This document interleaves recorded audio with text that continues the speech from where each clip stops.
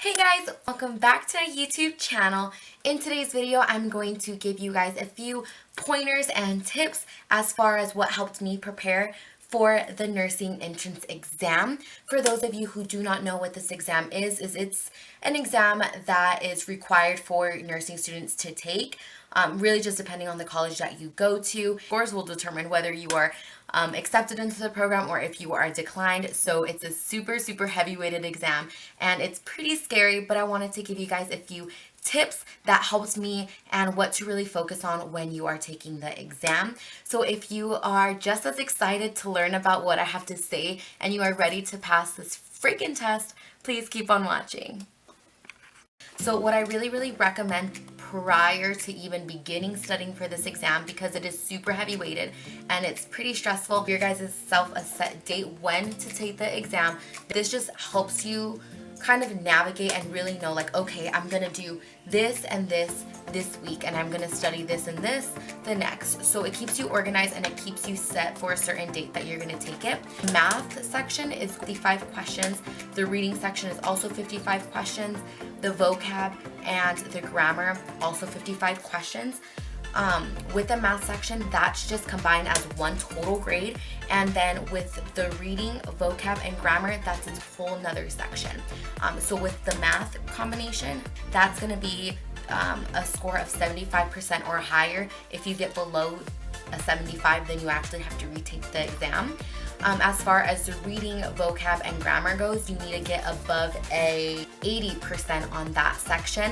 If you get anywhere below, you have to retake it. And the thing that a lot of people don't know is you have to retake the whole exam. You can't just retake the section that you failed in. So another thing that I do want to note for the HESI exam, make sure prior to even beginning studying for this exam, you know what your college recommends you taking. So what chapters you're being tested on. I know that one of my friends, she studied the physics and the A&P, but our school did not test you on that. So she wasted a whole month and a half studying for physics and A&P when she didn't need to, because our school only tested us on reading, grammar, vocabulary, as well as the mathematics section. So just make sure you're studying for the right things. So next, what I want to do is show you guys the books that I purchased before I actually took the exam. I purchased this HESI Admissions Assessment Exam Review. This book goes, I believe it's like $50 on Amazon, and I looked it up on OfferUp, and some lady was selling the PDF for like $5. So I was like, okay, well, I need to go buy that one. Sent me the PDF through my email, and I just had my mom print it at work, and then I had the whole book right here. It's a bigger book, but the way I did it, I just divided it into the sections that I actually needed to study, instead of, you know, kind of having this physics and we didn't get tested on it. So I kind of just left this out the whole time. But inside of this book, it'll give you how to answer certain questions, and then it'll give you sample questions like at the end of the chapter, if that makes sense.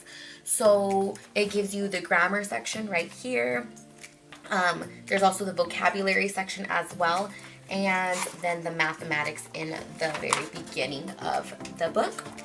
So I recommend purchasing this if you are on a budget just like I am. Go to OfferUp and have one of those people email you the PDF and just print it off. Next book that I did buy as well was the 3 Evolve Reach HESI A2 practice exams, and this literally was set up so similarly to the way the actual HESI was in person.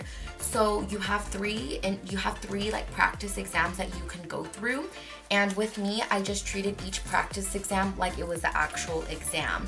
So what I would do is I'd time myself and I'd make sure that I was doing an hour per section, and just study the sections that I needed. Again, a cool thing about this book is it literally gives you the reasons to a certain answer. So every time I take this exam like once every week. So over a 3-week period, I took the whole test just so I could improve my score every single time, which I did. Towards the end of the book, I don't know if I could show it, but towards the end of the book, it'll say like, oh, the right answer is D, and it'll give you a reason why it's that answer. So that really helps you. I just recommend going through these problems, really taking in like, okay, why did I get it wrong? And then improve your score for the next time. But wait that week grace period just so you're not going in blind testing and you're actually making corrections for why you got them wrong. Okay guys, so the next thing that I want to cover with you guys is section by section and what helped me succeed in each sections as well as my overall scores within them. So with the HESI exam, you can pick what subjects you take first. I recommend that you take whatever subject you're not so confident in first, just because you have the most time, you know, you're not getting anxiously stressed out, whereas at the end of the exam you're like, okay, I only have 30 minutes left for this one section that I completely know nothing about. Me, I decided to do reading first just because the reading kind of gets me a little sticky sometimes. So with reading comprehension, it's not long paragraphs at all. It's literally like 4 sentences or 6 sentences at the most. Like, it's so short, and the reading comprehension, you just have to read. And a lot of the questions that it's asking, it's basically like, oh, what's the author's purpose? Is it to inform? Is it to persuade? Is it to reflect? So just know the difference, as well as a summary is supposed to look like. And this book covers so much summaries. So make sure your summary is just including an idea of the actual topic that it's discussing. Take your time with the reading, because think about it, the answer's kind of in front of you. It's just your way of interpreting the question. Okay guys, so for the reading section, I ended up getting an 86% on it. I totally forgot to mention that, but there was a rumor going around that if you right click on your screen, it pauses the exam for you. I went in there and I'm like, heck yeah, like my exam pauses. Oh my god, I'm gonna score super, super high on this. So I go in, I took my reading section first, and the first question that I do, it's like I right click and then I look at my time and it's completely frozen. And I'm like, girl, what just happened? Did this really pause? So I'm taking my sweet dandy time reading the reading section. I'm like, oh yeah, I got this in a bag. And then all of a sudden, I had like 5 more questions to go, but I really had to go to the restroom. So I raised my hand and the proctor let me out. And I come back and I answer like the 5 more questions. And I look at my time and I'm like, an hour and 45 minutes went by already. Like, the time goes like that, guys. And so I ended up moving on to the vocabulary section, because that's the section I decided to do next. And on the vocabulary section, I looked at my time and I'm like, okay, like let's pause the exam real quick and answer this question. I took about like a minute to answer the question. It was really, really easy, but I wanted to see what was happening with my time. And I paused it. And so when I exit out of the little like pause section, I realized that my time dropped down from a minute. So I was like, dude, this whole time I thought my exam was pausing and it was just freezing the time, but the time was still going on. So if you hear that rumor, it is false. Do not go on that, because at this point, I went by an hour and 45 minutes on one section, which was the reading, and then I ended up having, what, 2 hours and 15 minutes for 3 more sections, guys. Literally, it was crunch time for the rest of the exam, and this was the most stressful I have ever been. I wanted to walk out because it was so, so sad. But not rely on that. You could right click to freeze the time if like seeing the time kind of makes you get anxiety like myself, but don't rely that the time's actually pause. So just remember that. Okay guys, so with the vocabulary section, I ended up getting a 76, I believe. But at this point, keep in mind, I only had 2 hours and 15 minutes to complete the entire exam. So with the vocabulary section, I was like, go, go, go, girl. Like, you have no time to waste. With the vocabulary section, inside of this book, it gives you for the vocabulary section, like lists of words to know. Literally like a word and its definition to know.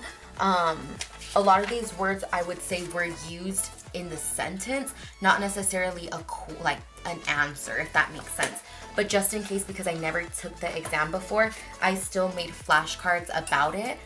So what I did was just every single word I put in the front of the flashcard and then did the definition in the back. And the practice exams inside of this book right here, any words that I didn't understand as well, I just also made a flashcard on, just in case, because I didn't want to be stuck not knowing any questions. However, guys, I think I knew way too much words from what I was actually tested on. So if I could help you and tell you what to know and what not to know, I would totally, if I memorized every single word walking out of there.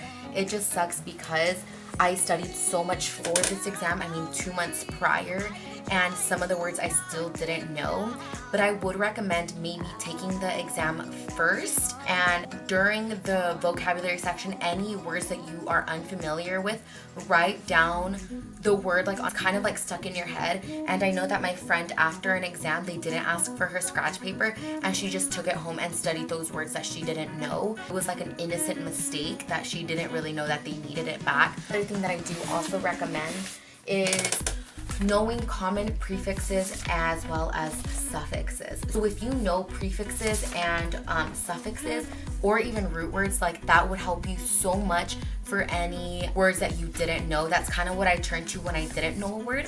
Okay, yeah, but seriously guys, making flashcards is your saving grace for this section, because you guys are gonna have a lot of words that you are unfamiliar with, and just know what the prefixes, root words, as well as suffixes are. It'll help you a lot. Okay, so the next section that I took was the grammar, and I got an 80.7 on the grammar side of this book. Again, it covers a lot of things. So what I did was I made flashcards and just kind of gave example of them. I had a few questions asking like, what is a preposition in the sentence? And literally I learned a preposition song when I was little, and I just sang it on the test, and I was like, oh sweet, I ended up getting it right. So if you guys know these come in handy, and they will be asked definitely on the exam. I think that is highly asked is like the independent clause, dependent clause was a huge one, or the direct object and the indirect object. All those stuff are covered inside of the book. Once again, I just made flashcards on it because it helped me memorize it. Before you go in, a lot of the times we speak English very poorly, obviously. A lot of the times it was asking like, oh, what effect is used correct in the question? And I can't tell you how much I had the word affect and effect. So know the differences between those. And for me, I literally just wrote little flashcards like fewer or less. I googled what are the common words that we mess up in the English language. And so who and whom, this one was asked, definitely know the difference. And then so on and so forth. I will post the words down below in the description, so go ahead and check those out, as well as the vocabulary list of words that I remember. The thing that I would say don't really waste your time on, because I was stressing about this, is which word is spelled incorrectly in the sentence. And you read it, because honestly guys, those questions are asked so much in this practice exam book. Like, I was stressing so much because I'm not the brightest of spellers, or if a word looks right, I'm like, oh, that's right, and I get it completely wrong. So don't really know too much about spelling, or in my case, I don't know if all the tests are different or if they're similar, but I didn't get asked any spelling. So if you're not that good at spelling, I wouldn't stress too much about that section. If anything, they'll ask you like one question about it. Okay guys, and the last tip that I have for the grammar section is make sure you know where proper punctuation goes. Like, I cannot stress this enough to you guys. Know where a period is supposed to go, where a comma is supposed to go. Just basic English. I had a lot of questions with like the semicolons or colons. They're very, very similar, but know the difference. Again, made flashcards for those. It'll really help you. So last but not least, I decided to take the math section just because I figured I would kind of get through it pretty fast. I only had about 45 minutes to get through my math. However, it was more than enough time. So for the math section, the way I studied, again, reflecting back to this, and I went from the beginning to the end, and I rewrote all of the notes from the view guide into just a regular notebook, so I actually had it inside of my head. A thing that I did want to point out on here, to really know your military time, guys, which is kind of down here that I wrote. How to convert Celsius to Fahrenheit and Fahrenheit to Celsius. That is going to be a question guaranteed. Just know how to do that. A couple things that was asked a lot was proportions. So I don't even know, I had at least 20 questions asking you what is x equal. So for example, proportion kind of looks like this. So 9, I don't know what I'm literally coming up with random numbers, so forgive me. So it'll say something like this, and it'll say answer for x. So literally all you do is going to be like 18x right here, 18x equals whatever this is combined together, so I don't know.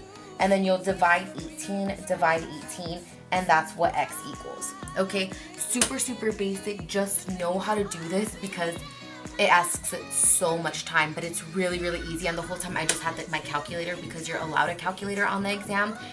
It's actually built into the exam, and so you could use that. So the whole time on proportions, I just used my calculator, and it was super, super fast. Another thing to know is conversions. With those, I made flashcards like I did everything else. Huge trick that helped me memorize those. I actually watched a video on YouTube, and I'll leave the link down below, guys, but because I highly recommend checking that video out.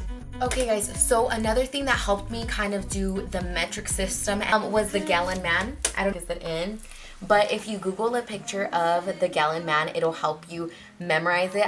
If you guys remember this dude right here and doing like the liters inside, it'll definitely help you when it comes down to the exam, because you have a scratch piece of paper. You could just draw that gallon robot man, and it'll really, really help in your exam scores.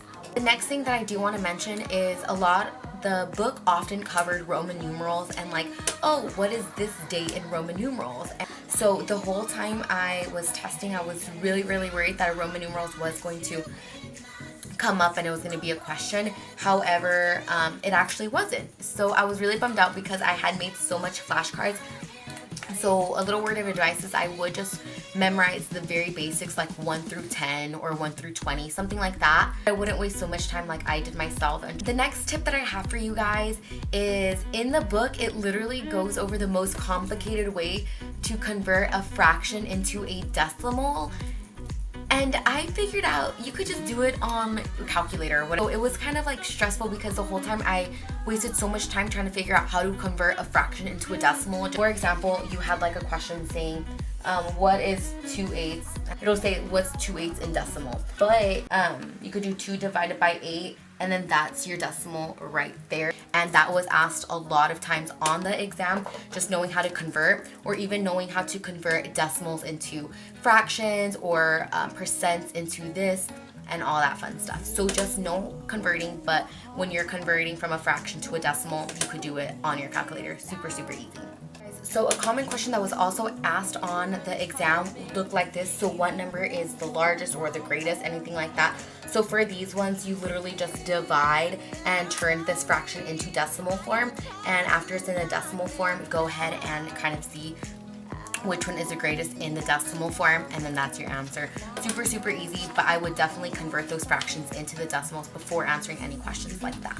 Last thing that was really tested on the math section was basic subtractions, dividing, multiplying, and adding. All that stuff was just very, very basic. Take advantage of that calculator. Okay guys, so that is actually all that I have for you guys today. I really hope that you guys enjoyed the video and it helped you out in some way on what to really hone in on and really study. Again, guys, I don't know if the exams are the same for every single college across the board, but I do know what it is like for Australian Mountain Community College. So again, I'm going to link all the helpful websites that helps me practice test, YouTubers that helped me out, as well as like certain words that I remembered for certain sections down below in the description. So please be sure to check those out.